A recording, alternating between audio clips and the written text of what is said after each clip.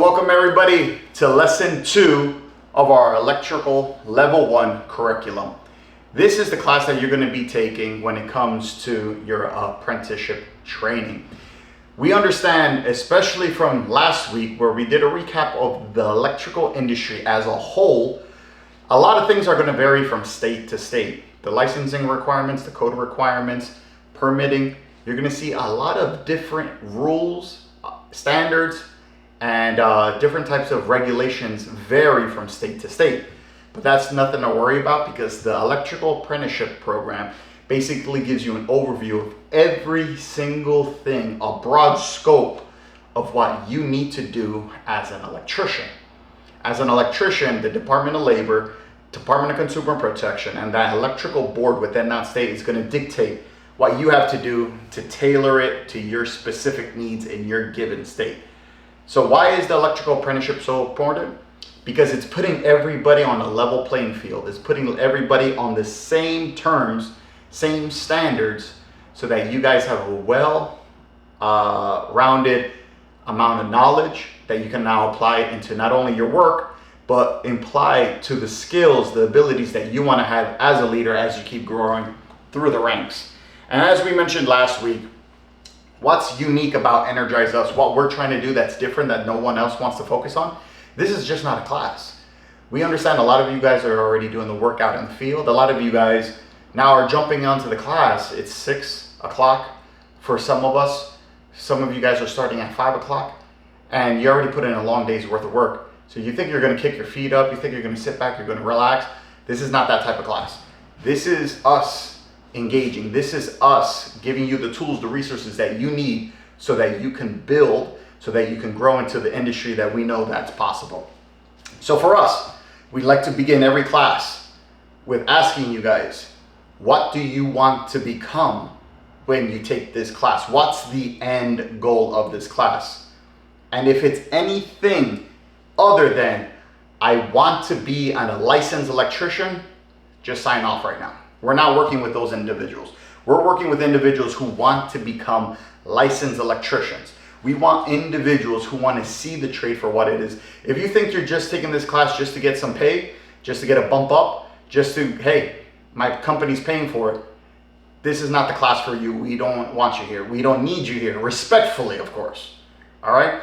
This is the class because we're going to build builders. You guys are going to learn the skills that you need to build.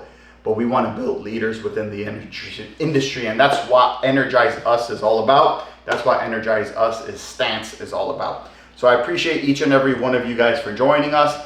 Here at Energize Us, we're giving you a sneak peek of what that apprenticeship program looks like. We understand that a lot of you guys are in the trades. We understand a lot of you guys don't have the resources, the finances to start paying for the apprenticeship, especially with the trades. We have company-sponsored program.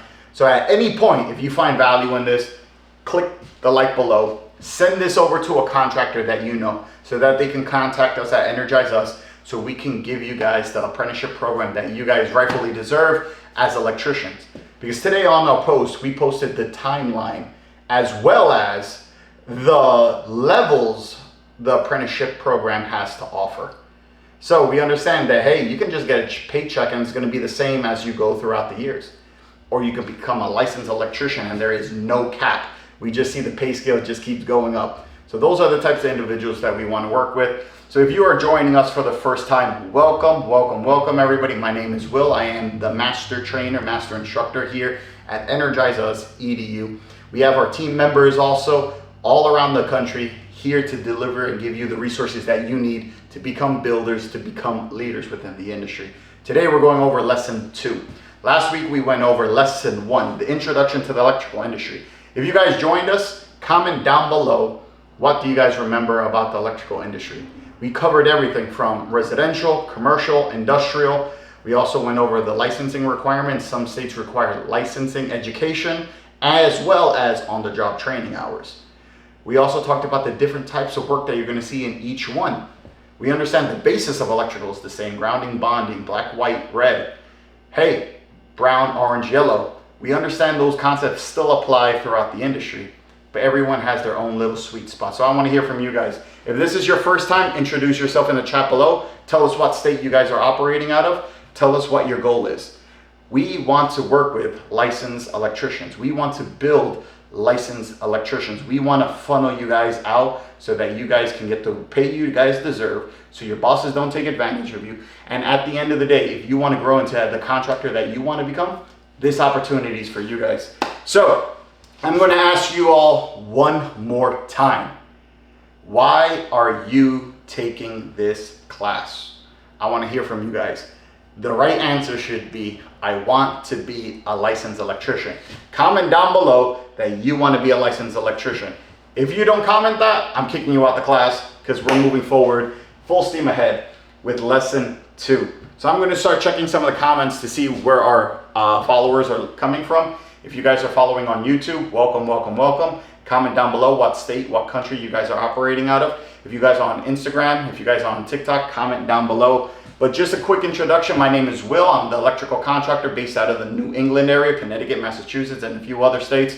And we grew our electrical contracting business to a $1 million revenue in less than 4 years, because we recognize that we need education, we need training when it comes to individuals in the field. And now we're passing off that training in our electrical apprenticeship program to you guys. So if you guys are looking for what the trade has to offer, welcome, welcome, welcome. I'm going to check some of the comments right now. So give me a second, everybody.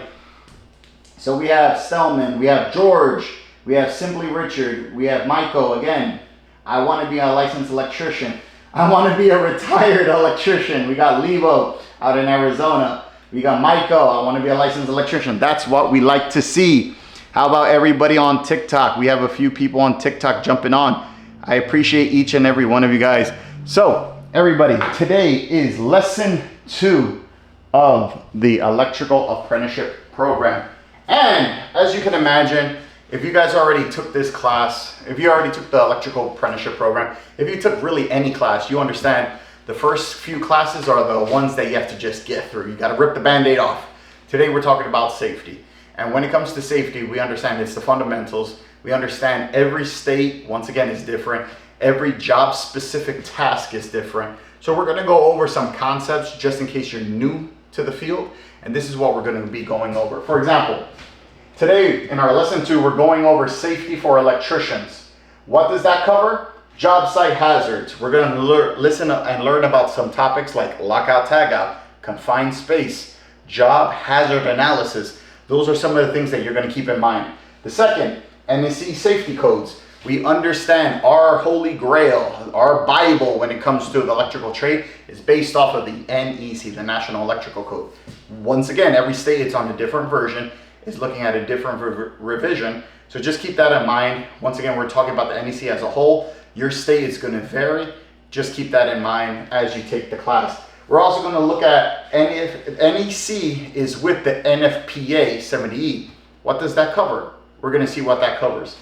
Then we're going to talk about OSHA guidelines. Once again, the Department of Labor pushes out OSHA for workplace safety. You're going to see how you can apply that. And just overall, as a whole, what are you going to learn and how are you going to apply this and how it's going to help you as an apprentice? Most importantly, how is this going to help your employer with his workforce? Because we understand this is a big investment into your employer.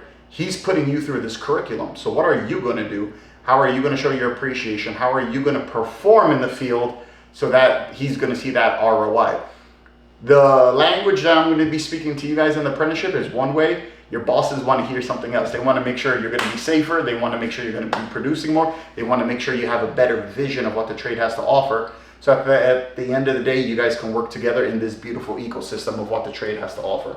So we're going to check the comments one more time before jumping in. Yep, I want to be a licensed electrician. I want to make bank, bro, 480 watts.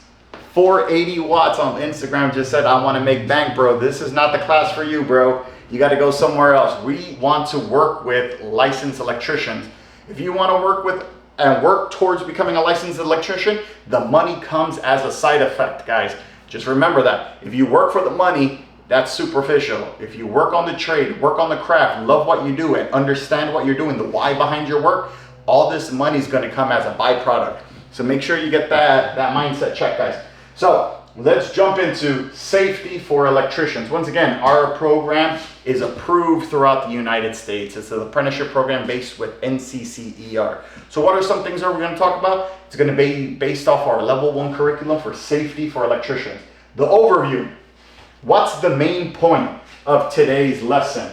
Well, we want to make sure that you guys leave and understand that electricians and electrical work is a dangerous job. Remember that, guys. The reason why you guys are going to get paid so well, the reason why you guys are going to be in a craft that's always in demand, it comes with the side effect that sometimes you're going to get hurt. Sometimes you're not going to make it home on the extreme cases. At the end of the day, we're getting compensated for a needed and high risk rewarding job. That's why we need to go over topics like this, because we want to make sure if everybody comes into work, everyone's going back home. You came in with 10 fingers, you're leaving with 10 fingers. If you came in with good hearing, you're leaving with good hearing. And that's not just on a job to job level. We're talking about this at scale, like Lebo, like a few other electrical contractors. If you're coming in energetic, happy, healthy, we want to make sure you're retiring healthy, happy, energetic. We understand you're going to be older, but at the end of the day, we want to make sure this is still a rewarding job and career for you. So it's important to stay mindful of things that can happen, that can harm you. And that's why we're going to follow these basic safety rules. All right, we're going to go over some more acronyms like PPE, lockout, tagout, OSHA. We also talked about NFPA. We're going to go over 70E. We're going to talk about how these standards are in place for us, for our safety. Remember, safety is your responsibility at the end of the day as an electrician. You can't say, well, he told me to do this, or he told me to do that, and then something happens. At the end of the day, you're responsible for your own safety. If something genuinely doesn't feel comfortable for you, just say, yo, I'm not ready for that. No one's going to push you. If they do, you're at the wrong spot, my friend. All right, so keep that in mind, guys. So with that in mind, let's go over the objectives. So when you're coming into a job site, we understand from last week, you could be residential, commercial, industrial. There's many different types of job sites out there that you guys are going to be responding to, and each one comes with its own hazards. So when you start showing up to job sites, when you start going into different projects, you're going to have to start looking at things as basically, what can hurt me? And you want to make sure that you're going to go over each one of these, because at the end of the day, just like what we said, we want you to come in and leave in the same manner that you arrived to work in. So what are some of the hazards? Well, the famous is you're going to get shocked. Everybody talks about getting shocked like a badge of honor. Oh man, I worked live. You know, I like that little in the morning with my coffee. What else can happen? The extreme of electrical shock is electrocution, which is a cause of death. I want you guys to understand that. A lot of people go, oh man, I've been electrocuted before. 9 times out of 10, that's not true. Why? Electrocution is a cause of death. So if you've been electrocuted, you're talking to a dead man, unless you revived him. You understand? But electrocution is a cause of death. What you see typically on the day-to-day is considered electrical shock. What could that be described as? It's a result of the electrons in a conductor that's using you as that pathway to ground. So if you make contact with a circuit, if you make contact with anything live in the field, you are now going to experience what's known as an electrical shock. So with that in mind, how do you prepare yourself from those injuries? Well, there's a whole line of things that we can do that the curriculum goes over. Number one is, how do we eliminate all the hazards that you and I can face in a job site? Well, that's going to be starting with lockout tagout procedures and having a nice scripted job hazard analysis. What does that mean? It means that we're going to come into a project, or we're going to come into a task, or we're going to come into a role, and we're going to think about all the possible issues that can go wrong. That's during your site survey. So when you start looking at that, you're like, that can happen, that can happen, that can happen. If I open this up, this can happen. And then you want to go down through the list and make sure you mitigate all the risks that you can. And then try to eliminate all the one and then engineer the rest out. For the most part, if there's a bad outlet and it stopped working, if you just show up, you understand that outlet could be live. So let's go to the breaker, lock it out, shut it off. Once you shut it off, what can happen? Someone can walk by and turn it back on. So what's the result? You want to lock that out. And guess what? Let's say there's an emergency, they have to turn it on and they clip it. So they got your contact information. There's ways of mitigating risk as you go through these different types of scenarios. Another form of safety procedure that we just went over was the JHA. So we talked about JHA.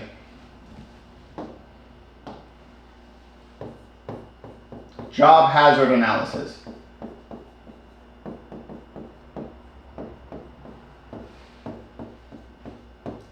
Then we talked about lockout, tagout. Eliminate.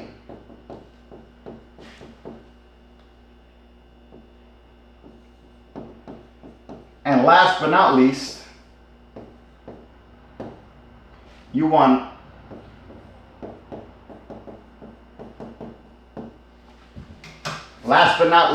is PPE, personal protective equipment. That's not company safety gloves. That's not company hard hats. That's not company safety glasses. Personal protective equipment. We want to make sure you have the tools, resources that you have on every job site that's going to protect you as an individual. At the end of the day, PPE is the last line of defense. If something shocks you, okay, you have PPE to protect you. Now, you don't wear the PPE and go straight to, I can work alive now. Remember, you want to eliminate all those risks in the JHA. You want to eliminate it with lockout, tagout. And then, let's say if someone or some unforeseen something happens, and then they turn on power, your PPE is the last resort. You don't put on PPE and then do the job and just skip everything. There's an order of operation to everything, just like there's an order of operation on a job site. You can't rough in a job. You can't run wires through a stud if they never framed out the house. So just like with a job site, the same applies with your safety. You want to follow the order of operations, guys. Does this make sense to everybody so far who's following along? I'm going to check the comments just to make sure that you guys are able to follow along appropriately. I want to be a licensed electrician. Ooh, we got even more. Safety first, then teamwork. I love that. Thank you, 480 watts. Appreciate you guys for these comments. I want to know, what are some safety procedures that you guys have in your comments? Comment down below. What are some PPE that you guys carry with you all the time in your truck, in your tool bags? I want to hear, so please comment down below. With that in mind, let's jump to the next portion. We're going to talk about how do you explain and verify de-energizing a circuit. Well, this is where we come into play more heavily when we start talking about lockout, tagout. We understand there's testers to verify that the circuit's on. And then lockout, tagout has steps, just like what we talked about, the order of operation. You're going to start with one, verifying the circuit's on, all the way to de-energizing that system, locking it out appropriately, checking the lock isn't working fine, but then retesting the circuit to make sure that it's de-energized, and then testing your tester to make sure that your tester's reading the proper voltage. So all these different things come into play when it comes to de-energizing as well as safing off a circuit. So keep that in mind. What are some tools that you use? What are some tools that you guys use to de-energize a circuit? We understand people use some meters. We understand people use tick testers. We understand people use plug-in receptacle testers. What's your go-to when it comes to testing your own electrical equipment? I want to hear from you guys. Let me know. PPE, as we mentioned, we want to understand that PPE is the last line of defense. Once again, if something happens, God forbid, knock on wood, something happens and it hits and a piece of pipe or a knife or the circuit's on and you have gloves on, you stay protected. That should be a wake-up call for you saying, whoa, I didn't eliminate all the risks that I could have. And vice versa. Just because you have gloves or just because you have boots doesn't mean that you have the right PPE. Remember, there's PPE for every task. There's the right equipment, right tool for every task. You want to make sure you have the right PPE needed to handle the tool and task safely so it doesn't become a liability. Because the last thing that we want to do is have a false sense of security, have a false sense of safety, especially when it comes to doing the work that we do when it comes to electrical. We know there's a lot of hazards out there. Everything from leaving wire scraps, MC, EMT on the floor that you can slip on, bust your head open. We understand there's always guys on the ladder who can drop something down. And then on top of that, you throw in 120, 240 volts on the daily into that mix of the work. So you see how everybody has these same hazards. Trips, slips, and falls is still the number one. For what reason? I don't know. But painters, drywallers, electricians, plumber, everyone faces that. Imagine slips, trips, and falls after getting shocked up on a roof because you're doing a service upgrade. These are the things that you have to consider and make sure that you're doing the best you can to stay safe. I want to hear from you guys. What are some of the hazards that you guys experience in your job sites? Comment down below. Lebo, for sure, too small for lockout, tag out, shutting off breaker circuit testers, lockout, sorry. Reading glasses, that's a good one. If you can't read what breaker you're flipping, if you can't read the instructions, the manufacturer specs, that can be an issue too. But then also if you have reading glasses, there's the ones with the side shields also. So you want to know what's available out there for you. So not only can you see properly, but at the same time you still stay protected. So that's PPE. So what's next? OSHA, NFPA 70E. Once again, if you guys have your code books, once again, if you guys have your National Electrical Code, I'm going to zoom it in real quick. If you have your National Electrical Code, you're going to see NFPA 70. It is right here for a reason. Once again, if you are here and you see the National Electrical Code, it's there for a reason, okay?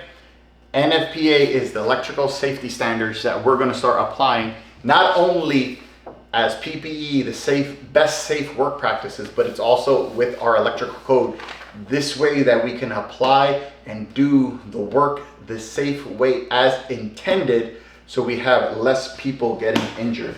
So once again, NFPA is those standards. Department of Labor, OSHA. We want to make sure everybody comes to work safely, everyone's going to go home safely. So they have a lot of interesting guidelines that we can all apply into our work, especially if you're working from heights, if you're working in trenches down below, if you're working on live work, if you're working on transportation. It's safety over all aspects of stuff, driving as well, you know, not even just doing the physical work, but how do you get to work? How do you sleep? How do you make sure you have enough rest? All these different things, you're going to see it goes over into detail when it comes to OSHA and Department of Labor. So what are some things that can prepare you for electrical hazards? We once again discussed that already, our job hazard analysis. You're coming into the job site, you're analyzing all the possible issues, and then you attack it accordingly. Why is this so important? Because it's going to help us understand the associated risks. It's going to help us, and once you see the associated risk, now you can play ball, you can play offensive. You can tackle the work in a safe, fast manner, at the same time eliminating all the risk. So if you don't need to put yourself in a situation, hey, that's perfectly fine. Just let's move on. Let's make sure that we eliminate these risks. We go to work, we make everybody proud, and we get to go home safely. So with that in mind, there's so many different other opportunities to get injured when it comes to the job site. It's not only with heights. We understand it's down below. It's not only working on live circuits, it's also working in some confined spaces. So there's so many different hazards. Remember, outside of electrical, there are so many other different hazards where you are exposed to these threats. There's a lot of guys working on elevator shaft. There's a lot of guys working down in wells. There's a lot of individuals working on a live panel or in a transformer vault. There's places that you guys are going to be. Forget the attic on a midsummer day. You're going to be sweating up there. That's nothing compared to all these other safety issues that you may be facing. So it's all these things that you just want to keep in mind as an electrician as you're coming into the trade, guys. So with all these different things, we're going to start applying it tell me about which PPE do you guys. I think number one is safety glasses, gloves, hard hat. Everybody should have that in their van. Everyone pretty much does. You want to make sure these items are still in working condition. And people don't know, hard hats expire. Check that expiration date. Gloves get cut up, have openings. Guess what? You got to check that out. If you have voltage gloves, you got to make sure you do your testing on those as well. Glasses, you want to make sure you don't just throw them in your tool bag. How many of you guys have them? You have those safety glasses, you throw it in your tool bag, you never use them. The one day you need them, you pick them up that you're drilling above head, and guess what? Those glasses are all scratched up now because you left them in your tool bag for the last 6 months, you never use them, and now the one time you actually do need them, you can't even see through them. So all these different things come into play as electricians that we see every day in the field that we can start seeing and avoiding those hazards. So make sure you take care of this stuff. Once again, PPE, safety for electricians, OSHA, DOL, all these different things are what you guys are going to experience. All of these things are here to help you do your job safely, help you grow, help you have that longevity of what the trade has to offer. Once again, we understand in the beginning of the classes, it's these little topics that you may not seem important, but trust me, 10, 20, 30 years down the road, you're going to be thankful for these. We're young still, we're energetic still. We want to make sure everyone comes in when it comes to our company. So we understand, hey, people want to enjoy what they do. People want to work in a trade that they're valued. And one way of doing that is by staying safe and then promoting that safety for yourself, for your teams, and for everybody. The last person that comes in and wants to and doesn't care for it, and then they end up getting hurt, you know, it just gets messy after that. So just keep that in mind, guys. All right. If you guys want to make something of the trade, you have to stay in the game as long as you can. That means doing everything that you can to have that longevity. Safety is just one of them. Protect those knees, protect those hands, protect those eyes, those vulnerable things that you're always going to cherish, you know. But at the end of the day, we are here to give you the tools, resources that you need, and we understand the electrical apprenticeship is that tool, is that funnel to creating big builders, big leaders within the industry. And we thank you, each and every one of you, joining us today. And if you guys have any questions, comments, concerns, feel free to message down below. Feel free to send us a message. If you found this interesting, you found this valuable, like this video, share it to your contractor so you can give us a call so we can set up that apprenticeship program for you guys. Hope you guys are doing well. Stay safe. I'll catch you guys on lesson 3 when we start going into the nitty gritty of electrical. This is where the fun starts. This is where you guys paid the good money for, where we start doing our electrical circuits. So we're going to start talking about everything from line voltage, everything of what the trades have to offer. We're going to talk about single line diagrams. We're going to talk about series parallel. We're going to start talking about the theory side of things. And this is where electrical work and electrical theory meet. This is where it's pretty fun. This is where it starts becoming like almost science fiction, because you're going to hear like different types of terms like protons and neutrons and all these different weird stuff out there that actually allow us to now turn on a light or turn on and use a receptacle. All these different things are going to come into play, and that is next week, Tuesday. So we can't wait to have you all join us for the introduction to electrical circuits. So have a good day, everybody. My name is Will, your fellow builder. And if you have any other questions here at Energize Us, we're here to give you the tools and resources that you need. So have a good Thursday, everybody. Be safe. Bye.